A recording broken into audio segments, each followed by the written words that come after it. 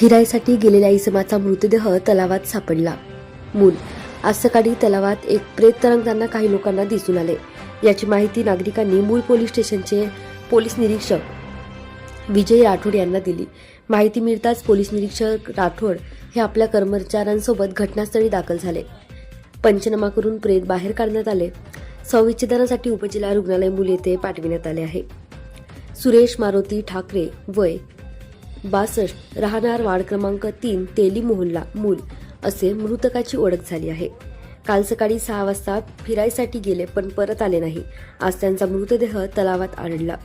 पुढील तपास मूल पोलीस करीत आहेत. अपडेट जाणून घेण्यासाठी मूल दर्पण चॅनलला सबस्क्राईब करा.